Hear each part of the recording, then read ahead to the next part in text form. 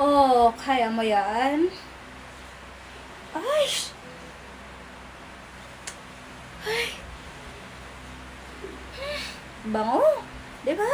Ayun ang sinasabi ko sa inyo. May chocolate! Okay. For today's video, mga auntie at uncle, meron tayong re-replyan na comment, pero hindi ko na dito ilalagay sa taas yung comment niya. Kasi lagi-lagi na lang ito, nakikita ko na nagko-comment yung pangalan niya. Ano, lagi na lang dyan nakabalandra yung pangalan mo sa taas? No way. Kaya hindi ko na dyan ilagay yung comment mo kasi bawat video ko, nagko-comment ka naman, uncle ko. Paulit-ulit lang naman yung comment mo sa kilikili ko na amoy putok. Paulit-ulit lang naman yung comment mo na maasim yung kilikili ko, may putok. Kahit ano daw yung lagay ko ng deodorant, mabaho daw talaga to, amoy lang ka, amoy bayabas. Ayun lang naman yung paulit-ulit mong comment, uncle ko. At nung mga nakaraan, na-replyan ko na yung comment mo about dito sa kilikili ko na sinasabi ko na nagagamit ako ng deodorant, kaya walang amoy yung kilikili ko, naliligo ako ng 2 times a day, kaya ganyan paano mag-alaga. And explain ko naman sa'yo ng mabuti, uncle ko. Pero hindi ka pa rin naniniwala na walang amoy yung kilikili ko.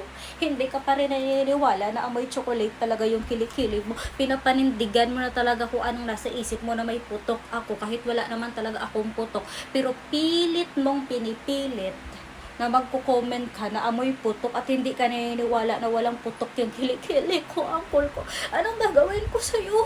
Ha? Alam mo, uncle ko, kung hindi mo gusto yung mga video ko, pwede mo naman scroll, ganyan, huwag mo panoorin. Kung ayaw mo sa mga video ko, pwede mo naman ako i-block. Pwede mo naman ako i-scroll up na lang or i-ignore na lang yung video ko. Huwag mo nang panoorin yung kilikili ko kasi nga sabi mo may putok. Kahit wala naman talagang putok yung kilikili ko, sige, paniwalaan mo na yung gusto mo, uncle ko. Sige, kung ano yung nasa isip mo, sundin mo na. Sige na, okay na ako dun. Okay na ako, hindi ko na kailangan mag-explain pa. Ay, char lang. Nag-comment pa ako doon, nag-reply pa ako sa comment mo na ito yung ginagamit ko para hindi ako magkaputok, pero hindi ka pa rin naniniwala sa akin. Sinasabi mo pa rin na wala itong kwenta ang ginagamit ko. Nag-comment ka pa, nagagamit daw ako ng Rexona. Ang cool ko! Yung Rexona deodorant at ito yung ginagamit ko na Abo na product. Deodorant man ito. Parehas lang naman na sila ng deodorant. Ang cool ko! Pinapalipat mo pa ako sa Rexona. Hindi nga ako hiyang sa Rexona, ang cool ko. Kasi nga yung mga damit ko dati na nag-uniform ako, nagkakaroon dito ng tinta yung kilikili ng damit. Kaya hindi ako gumagamit ng Rexona kasi yung kilikili ng damit ko, eto yung damit ko, uncle ko.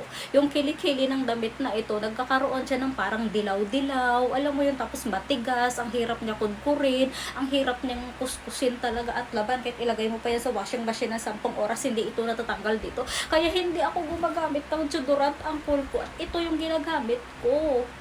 Kasi nga hindi ito nagta-transfer sa damit ko. Lalo na kung magpasok ako dati sa ng college pa lang ako, hindi dito nagkakaroon ng mga uniform ko sa yellow-yellow dahil ito ang ginagamit ko, uncle ko.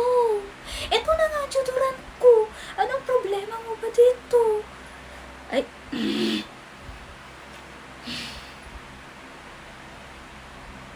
sunto ka na lang, sige, sunto ka na lang talaga, te. Sige, uncle ko, para ma-stroke ka dyan, bantayan mo pa yung mga video ko, tapos mag-comment ka ng mga negative. Sige na. Yan naman siguro trabaho mo eh. Magkano ba sweldo mo sa pagbabantay sa akin? Kiss ka na lang, oh. Bango. Bye.